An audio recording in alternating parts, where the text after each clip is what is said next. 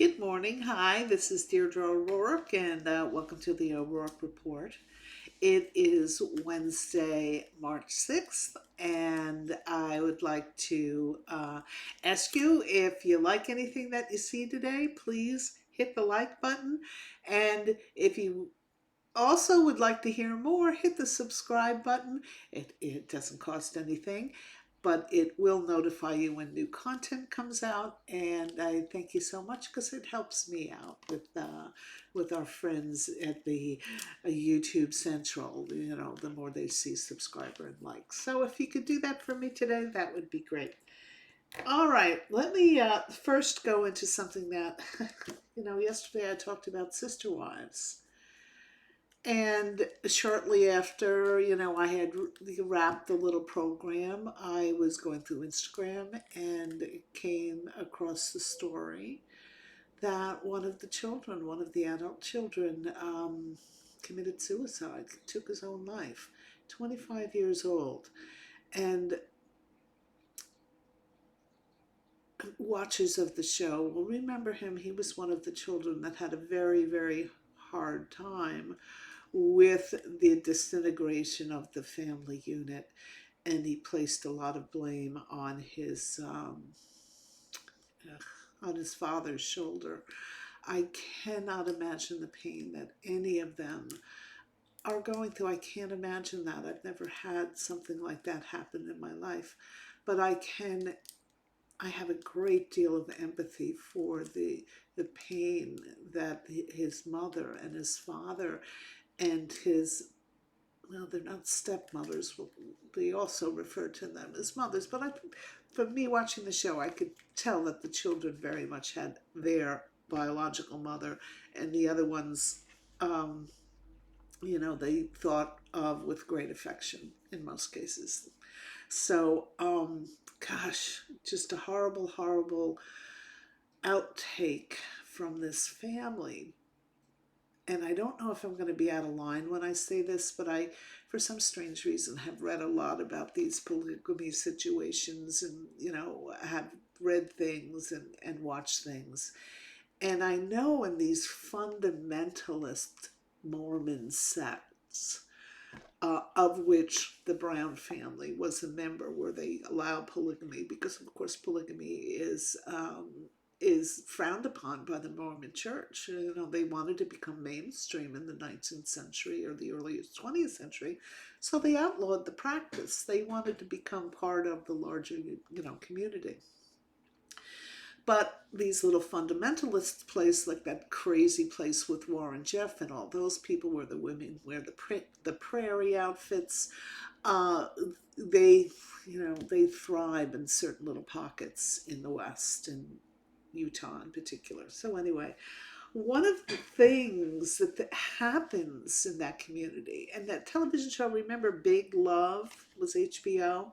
They touched on it a little bit, but I think that, although I don't know, I'm sure this does not relate to Garrison Brown, the young man who took his life. I think it's an overarching problem in these fundamentalist community, in that when the boys grow into their teens and their late teens, they are they're very often ostracized by the adult males because they are now competition for what these adult males thinks is their right, which is to get the new younger girl to be a brood maid and be cooking up the biscuits and things like that.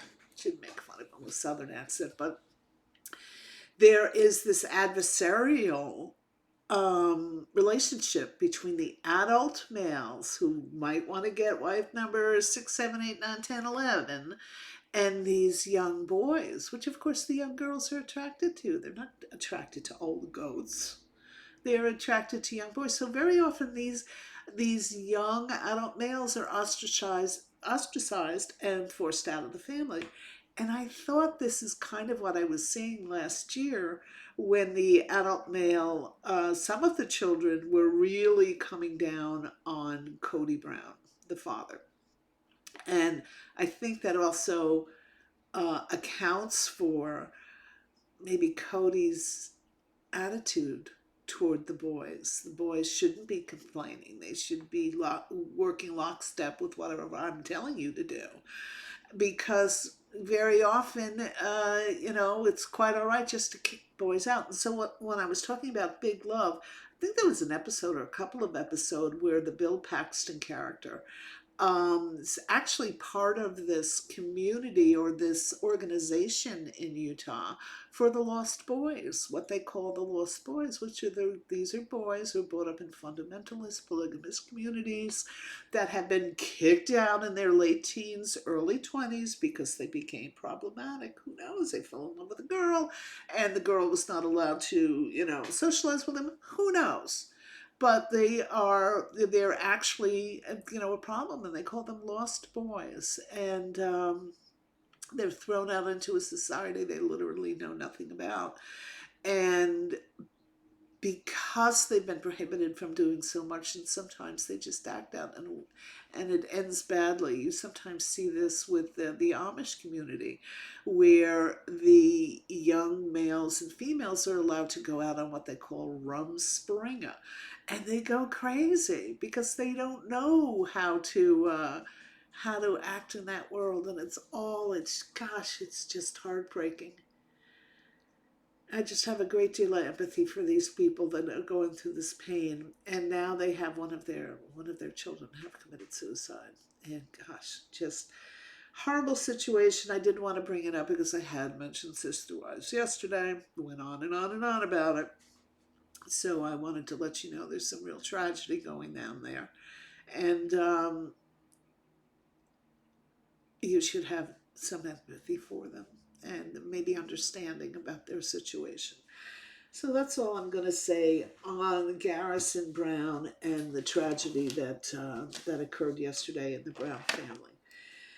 Now, the other thing, hopefully switching gears here, I want to talk about the Swans, Ryan Murphy's latest um, miniseries that he has up. I think it's on FX. You'll note that I rarely know what channel anything is on. I think in the days of streaming, we've lost the ability to say, oh, it's on Channel 4 or it's on NBC or CBS, because frankly, we just don't know. It could be on anything. So anyway, I think it's on FX. You can Google it, The Swans, Truman Capote's, the story of Truman Capote and his fantastic fall from grace. It's a very well-known story. In the, was it the early 70s that he wrote La Côte Basque? You'd have to Google that too. But anyway, it's in the 60s, 70s. They go back and forth between the two decades in telling the story. And I'm bringing this up because the actor who plays Truman Capote is out of this world. He's one of my favorites. He's been in so many things that you've seen that this is the first time I think I remember him really. This is his star vehicle, and I hope he's getting in front of people who've never really seen him before. You may remember him most recently. He was one of the gays that were trying to kill Tanya in White Lotus. Very menacing. Oh my God, this guy knows how to do it. He really knows how to do it. Other thing he was in, I went to his IDBM. Is that how you said the International Database? Um, International Movie Database, IMDb. Okay. And I went through all these things that he had been in. I said, oh my God, I saw that, I saw that, I saw that. I saw that. He was very small. He was smallish characters in these things. Everything from the Pirates of Penzance to Pride and Prejudice, the version with Keira Knightley. And he played Mr. Collins. Um, God, he's just fantastic. And the way he captures Truman Capote. Now, I'm a woman of a certain age, and I do remember watching Truman Capote. He used to be on Johnny Carson. He used to be on this. He used to be on that. He was always in the news. He was always either having a fight with Gore Vidal, or this was happening, or I think he's probably best known for, besides his writing, of course, Breakfast at Tiffany and In Cold Blood. He was known for this fabulous ball that he threw. I think it was 1965 he threw it, or 66, called the black and white ball. If you just Google that, you will get a ton of images, and it was the ball to be at. And if you weren't invited, you were out. So anyway, he went for the absolute tops of New York society, fawned upon by these women he called his swans. Bill Paley's wife, Babe Paley. Bill Paley was the president of CBS, and Cece Guest, who was a well-known socialite. Lee Radswell's in there, played by Callista Flockhart. She kind of slays. She kills. She kills as Lee Radswell. And in fact, I think I kind of learned one or two things about Lee Radswell I had never known before. And if you don't know who she is, which, number one, thank you for making me feel so old. But it was, Lee was Jacqueline Kennedy's sister, the mother-in-law to Carolyn Radswell of late Real Housewives of New York fame, who famously had a falling out with Bethany Frankel. It was always team Carolyn on that one. And so anyway, these were the top of the top of the top. Then an excerpt from his upcoming novel called Answered Prayers was run in a magazine, forget the magazine, and it really was thinly veiled recounting of the private lives of these women, and they were horrified. And this is the story of the downfall and demise of Truman Capote. And if you want to see a guy who you really think he becomes his character, Tom Hollander, he's fabulous. I've said notes here. Oh, I first saw him, and he first came to my attention. I think I probably got it on a Netflix DVD or something. He played Guy Burgess in the Cambridge Five, which was, of course, the spy ring, the famous spy ring that began in the 30s. They all were recruited out of Cambridge, and then they were, for the most part, all exposed in the 50s and 60s at the height of the Cold War. And he played Guy Burgess, who he defected to Russia when he was discovered. He was able to get out of the country. He defected to Russia in 1951. And can you imagine anyone, shock and surprise, having to go live in Moscow in 1951? And, this is what you were fighting for? Could you imagine looking around? I think, was Joey Stalin still at work? It kind of makes Putin look like a little lambykins. Stalin was no joke. I mean, people just disappeared all the time. Whereas, like with Putin, they just kind of get pushed off balconies and get poisoned and things. Just, I wonder if any of them, like Kim Philby, he was the head of that whole ring. I wonder if any of them ever came to the realization what a foolish mission theirs was. That's my 2 cents on that one. So, a funny little tidbit, as I was looking him up for today's discussion, he may have, defected to Moscow in 1951, but he's actually buried in England. He's buried in a family plot. So, just, I guess, shows you how understanding the English can be. And, I don't know, but very, very interesting. Swans, Tom Hollander, whatever he's in, watch it. The guy is fantastic. Love him. And my next subject is, now, let me just preface this by saying, I usually don't watch this franchise, and I know I usually don't watch this franchise. However, I listen to Howard Stern. I've been listening to Howard Stern since 1984. So, the real vulgar stuff and Marianne from Brooklyn, I just turn the volume down or I turn it off. But I feel like I've followed this guy's life now for 30 odd years. Howard loves The Bachelor. So every Tuesday he'll go on about The Bachelor, which he has watched the night before, or he even gets advanced tapes. I think the producers send him advanced tapes. So because of Howard, I started watching The Bachelor on Tuesdays so I can watch it on Hulu and I don't have to worry about commercials. And so anyway, I watched the most recent episode last night, and they're down to the four women who go home on their dates, on their hometown dates. And this is the reason I never really watched the show. It just strikes me as I'm watching it last night is how can these women be in their right minds and claim, each and every one of them, I think I'm falling in love with you. I'm afraid I'm falling in love. You're out of your mind. And if he is encouraging them to say that, I mean, I'm not a guy, but if I was a guy, the girl who said, listen, I don't know how I feel about you yet.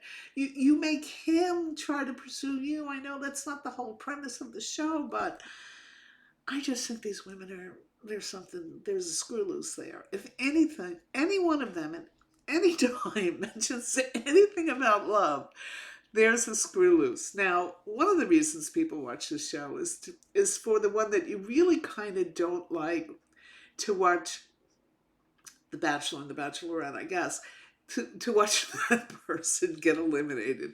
And that, oh, I hope this is not a spoiler. So if it's a spoiler, turn down the volume. And that's what happened this week. The one that you really didn't like, she's a real little bit, she's very aggressive. She played, her whole demeanor was, I'm 13 years old and I'm just have these big eyes and I just think everything's great. She plays this Cupid doll act. And but she's, oh boy, with the other women, she's very aggressive. She's very, if someone confronts her, boy, she'll go right after her. And not in a mean way, she just is confrontational, is the term I'm looking for. She will grill you like a tuna, man. If you see anything to her, she jumps up with the Cupid doll act and she nails you. And she did her usual antics again last night. All the women are lined up for, there's four of them and there's only three roses. And she stops the proceedings and she says, I don't even know what the guy's name is, can I speak to you please? And she takes him off into the back. And the other three women look at each other like, can you believe this crap? So anyway, she goes in the back with the Bachelor. He's a very nice guy. He's not going to be rude to her. And she once again tells him that she doesn't think she's falling in love with him. She is falling in love with him. So, oh, and he's very nice. Okay, they go back and everybody gets in their places and she's the one who doesn't get the rose. So anyway, it was pretty good. I can absolutely see what Howard sees in this show, and I'm kind of glad that I watched it. So anyway, that is all I have for today. Vanderpump was on last night. I'll watch this today. I'll watch it today, and I'll give you my 2 cents about it, but I'm sure they'll probably annoy me, which they have been doing to a great degree recently. And so that's it. If you stuck with me this long, please hit the like button, hit the subscribe button. Really appreciate everybody who watches, and I will talk to you soon.